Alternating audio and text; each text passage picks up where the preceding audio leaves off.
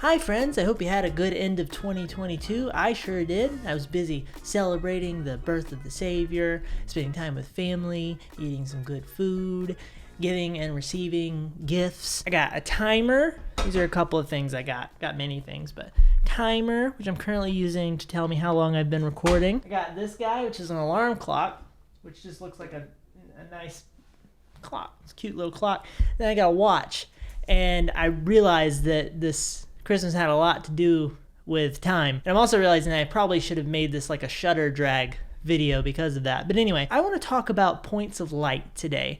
I have some photos. First but not last, we have this photo, a lovely night scene. Most of the photos from today will be night scenes, and we can see how points of light are very effective in that type of environment. We have a person being illuminated by a sort of amorphous blob of light. The person is a silhouette. We have a clear established subject because of the contrast between the person and the blob of light. And one thing that's really interesting about this blob of light is it's very different than all the other blobs of light in the photo. You could say it kind of matches the blue streak of light higher up in that general bluish kind of vibe, but it's a very distinctive point of light. Over on the left-hand side, up high, we have a very close blob of light. It's more circular and less amorphous. It gives a nice balance to the photo. Another thing I like about this photo is it has a nice flow to it. So you have the road flowing in from the bottom left, and then you have the bridge coming in from the top. Bottom right. There we go. We have the road coming in from the bottom right and curving, and then we have the bridge coming in from the top right and curving around in a similar manner. So the whole thing has has this to it, right? Yeah. So we have a very cool atmosphere. This is a great photo and a great example of how you can establish a subject very strongly with a single point of light. Next, we have an outskirts type of photo. I've always enjoyed these. It's like you're on the edge of the city. It's quiet. You're looking in. You see all the lights and the hustle and bustle, but you're not part of it. We have a point of light illuminating our subject, once again, silhouette. We also have a sense of depth and layering in this photo. We have our close layer with this little pocket where the person is, and then we have the background layers progressing into the distance. There's a touch to this photo that I think is really enjoyable, and that is the slightly higher angle that allows us to see so much of the city in the background as opposed to just the foreground area that we have here. There is also an interesting convergence point between this large structure on the hill all the way in the city and an opening in the clouds above it. It's like that building something's going to happen to it. It might be good, it might be bad, but something's going to happen, you know? And always a nice touch is nice edges. If we go all the way around the frame, nothing's coming in a strange way. I like to do this, a similar thing to this as well when I have railings. The railing has just a bit of space between the post and the edge of the frame. And it's different with every railing. You're going to do something a little bit different with each one. But this is very thoughtful railing handling. Very quickly, if we take this back to basics, if that light was not illuminating that person, we would have a very different photo here. It would be a lot harder to establish this person as the subject. But because that light is there, that person is a person. Aren't we all? You know what I mean? Okay, next we have this lovely, I'm guessing early morning photo. And once again, the light tells us exactly where to focus. We have a person standing in front of this illuminated, perhaps storefront, and we have this horizontal convergence point between the person and the storefront.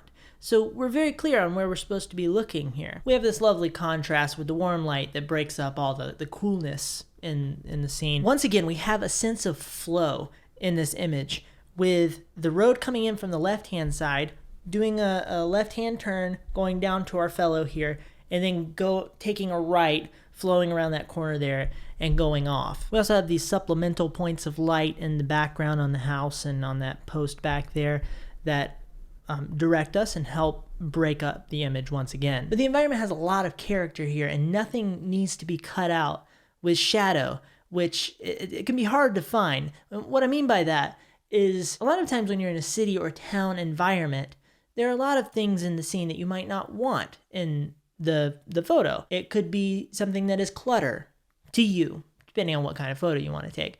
And in this case, I mean, this looks like a beautiful, clean location. There might even be a trash can in the back on the left there, well, kind of in the center left, but it's fine. It really doesn't detract from the image at all.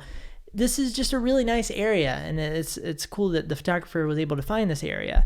The time of day worked out well here as well. If there was more clutter that needed to be cut out or de-emphasized with more shadow, then maybe a nighttime, like way night, like really dark, may have been a bit better. And perhaps, I don't know, maybe the exposure is just really high here. My guess is that it's probably an early morning photo where there's a little bit of light. You're allowing some of that pleasing blueness to come in. Love the atmosphere. I like these power lines coming across from the top of the building as well, hanging down, adds a little bit of character. Seems like a pleasant place to be. Very good photo. For this one, we're up high, we're pointing down. We have a fellow walking through with what looks like a briefcase. And I feel like those are probably going to go away soon. Like, are people going to be using those in 2050? That's a real question we need to think about. Do we need to really squeeze in as much briefcase photos as possible before then, so that we can really have some documentation of such a pleasant aesthetic piece? Oh, look at these stripes on me. I'm gonna do the rest from down here. We have what looks like a businessman who may be experiencing some hair loss, walking through a warm patch of light, and this scene has a lot more going on, so it's helpful to have the light as a guide. The visual separation of persons helps a lot here as well. We have one person who is on the left, we have the person who's our subject, and we have a group of three on the right-hand side. So they're very pleasingly spaced out. If it was just a big chunk of people, it would be a different photo. So I like how this worked out here. Something I've noticed is that many of these photos will use two or more major points of light to create a pleasing sense of balance and tension in the photo. I think that's fun. Here we have one of those sick neon signs that acts as our second point of light, and it's a bit cooler and doesn't detract from the warm point of light that's illuminating our subject. Well, I should say it doesn't detract in a way that's too aggressive. Putting your subjects in or around distinct points of light is a really good way to allow more environment in, so that we can enjoy more of that while still having a clear, well-established hierarchy in the photo. Love the mid-stride, love the high isometric angle down on our friend here. Very fun. Next we have a beautiful night snowy scene. And we have a person in the frame, which is our cherry on top, that does some nice things for the photo. It establishes a clear hierarchy and also adds a human element. Without the person, we would be left with just points of light as our subject, which is fine. It would still be a perfectly fine photo. But you can see how the human adds something, a nice flavor to it, and a nice utility. The person changes the emotional quality of this photo because we have a little friend who's a lot like us to connect with. There's a car in the distance, but I don't know about you guys, but I am not a car. And of course, the point of light emphasizes the person for us. I love this. It's like a big softbox for our friend here. We also have a sense of balance in the photo from these light posts, and those lights on top of the post also help us get a better sense for how much snow is falling in the scene, which accentuates things. This feels cozy, and I like it. This next photo is another nice example of using a convergence point to help us. And in this case, it's in a brighter environment. The brighter the environment gets, the more a convergence point can, and a point of light can be very helpful, very pleasing. Now this one is a great example of what happens when you have many points of light competing with one another. And there's nothing wrong with a group of cars being a subject in a photo. However, the photographer did something very clever here. We have a single motorcyclist in the foreground closer to us, separated from the pack of cars, and we have a nice hierarchy being established because of that. So even though we have all these headlights of very similar luminosity, this the single motorcyclist takes the emphasis in the frame because of the visual separation between him and the rest of the pack, the amorphous blob. I love the use of a long focal length here. It's a very lean composition that is potentially cutting out undesirable things on the side. One of the good things you can do with a long focal length. And this one, we have an interesting situation. We have 4 points of light that are the same, but the human element is still, it still wins as the subject because of the inherent humanness of the human. The humanity of the human connects with our humanity and creates a symbiotic human homeostasis. Now, something to think about is if the other 3 lights that are not being ridden by a human were red, we'd have an interesting contrast there. But also, one of the things that helps still maintain the subject as the subject is that they're centered, right? And we're looking down a road. There's not a whole lot going on around the person.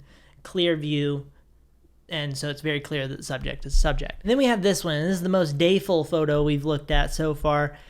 And here we have the biggest light of them all acting as a magnet for our eye. This photo slaps, okay? In this photo, we have 2 subjects, or 3 if you want to count the sun as a subject, and a beautiful convergence point between all of them, and some serendipity as well.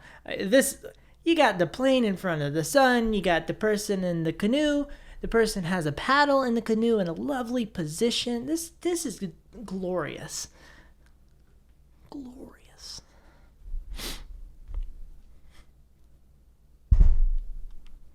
Even if we didn't have the sun behind the plane would still be a subject here, but it's even more emphasized in this case, and it has a really pleasing effect on the photo. This is stupid good. Well done. And finally, and from the same photographer, we have the great ball of hydrogen and helium once again, unless this is a telescope and we're looking at, what is it? VY Canis Majoris. But we have the sun, we have the top of a building, a rooftop, and we have a cute little hidden subject contrasted against it. But with all of that said, that's enough of me talking about points of light for today. I'm curious, did I miss anything, any thoughts that you guys had while you were watching? Please feel free to share them below. Love to engage with you guys. I do want to remind you guys that I am working on a Skillshare class about street photography. Hard at work. We're in the lab. Now you may be asking, what is this class about anyway? Great question. I like you already. But if you enjoyed this video, please feel free to hit the like button. If you want to see more of my videos, there's a subscribe button for that. And thank you so much for watching. I appreciate you guys so much. Have a lovely day. Have a great 2023. Goodbye.